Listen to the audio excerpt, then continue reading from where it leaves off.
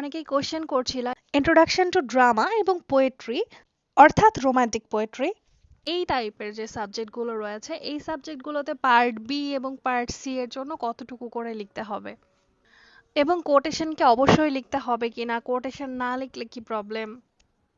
তো চলো আজকের ভিডিওতে আমি এই কোশ্চেনগুলোর অ্যান্সার দিয়ে দিচ্ছি। পার্ট বি এর যে কোশ্চেনগুলো থাকে সেগুলো সাধারণত 150 ওয়ার্ডের মধ্যে লেখা যায়, তবে 200 ওয়ার্ড লিখলে ভালো। অর্থাৎ 150 থেকে 200 ওয়ার্ডের মধ্যে তোমাকে কমপ্লিট করতে হবে। এখন অনেকে বলবে যে পৃষ্ঠা ওয়াইজ বলেন। প্রত্যেকের লেখার ফন্ট আলাদা আলাদা হয়ে থাকে, কারো লেখা ছোট হয়, কারো লেখা বড় হয়, কারোটা পেঁচানো হয়। সো তোমার লেখা কিরকম সেটা তো আর আমি বলতে পারবো না যে তোমার লেখা অনুযায়ী কয় পেজ হবে।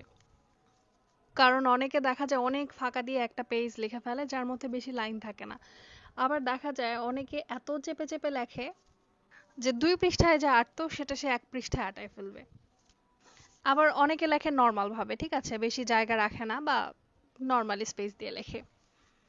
তোমরা যেহেতু অলরেডি বোর্ড এক্সাম দিয়েছো, বোর্ড এক্সামের খাতাগুলো সম্পর্কে তোমাদের ধারণা রয়েছে যে সেগুলো কেমন আকৃতির হয়ে থাকে, সেই অনুযায়ী তোমার হ্যান্ডরাইটিং থেকে তুমি একটু ধারণা করে নিবে যে কতটুকু লিখতে হবে, ঠিক আছে। বাট 150 থেকে 200 ওয়ার্ডের মধ্যে লেখাটা যথেষ্ট। তুমি যদি এর থেকে বেশি বড় করতে যাও তাহলে তুমি সময় ম্যানেজ করে উঠতে পারবে না, এবং খুব বেশি ছোট হয়ে গেলে সেখানে মার্ক আসবে না।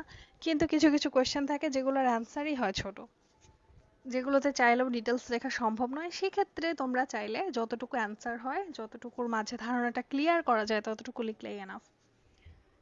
এরপরে আসে ব্রড কোয়েশ্চেন। ব্রড কোয়েশ্চেনগুলো সাধারণত একটু বড় হয়ে থাকে।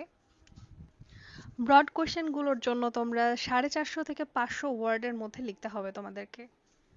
তোমরা একটু ক্যালকুলেট করে নিবে যে তোমাদের হ্যান্ডরাইটিং অনুযায়ী কত পেজ হবে, বাট 450 থেকে 500 ওয়ার্ডের মধ্যে লিখলেই এনাফ। এরপরে অনেকে জিজ্ঞাসা করে কোটেশন কি দিতেই হবে? না, কোটেশন দিতেই হবে না। কোটেশন যে দেয়াই লাগবে এমন কোনো কথা নাই। তুমি যদি পারো, অর্থাৎ তোমার যদি মনে হয় কোশ্চেনটা রিলেটেড আমি কোনো কোটেশন জানি, তো সেক্ষেত্রে তুমি কোটেশন ইউজ করতে পারো। কিন্তু যদি তুমি ভুল কোটেশন ইউজ করো ভুল কোশ্চেনের সাথে, অর্থাৎ ওই প্রশ্নটার সাথে ওই কোটেশনটার কোনো রিলেশন নাই বা রিলেটেড না, সেক্ষেত্রে কোটেশন লিখে তোমার কোনোই লাভ নাই, বরং আরো নাম্বার কম পাবে। সো যদি কোটেশন ইউজ করতে চাও তাহলে ভালো, কিন্তু যদি না ইউজ করো তাতেও কোনো সমস্যা নেই। খেয়াল রাখবে যে কোনো লাইন বা কোনো ওয়ার্ড অথবা ভুল কোটেশন দেওয়ার থেকে কোটেশন না দিয়ে খাতাটাকে ক্লিয়ার ক্লিন রাখা আরো বেশি ইম্পর্ট্যান্ট।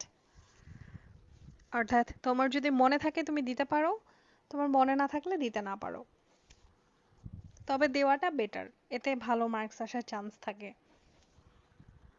তো আশা করছি কনসেপ্টটা তোমাদের কাছে ক্লিয়ার হয়েছে যে পার্ট বি এবং পার্ট সি কত পৃষ্ঠা লিখতে হবে এবং কোটেশন কিভাবে কি করতে হবে। আশা করছি একদম ক্লিয়ারলি বুঝতে পেরেছো।